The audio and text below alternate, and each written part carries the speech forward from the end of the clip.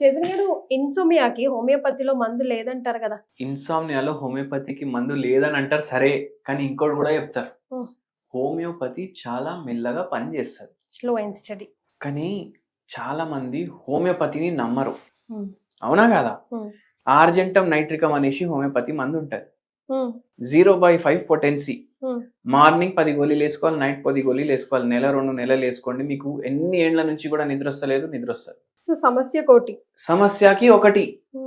మళ్ళా ఇప్పుడు ఏం అర్థమైతలేదు కానీ నిద్ర వస్తలేదు అనుకోండి, మీరు కూడా ఇగ్నిషా వేసుకొని చూడండి, మీకు వస్తుంది నిద్ర.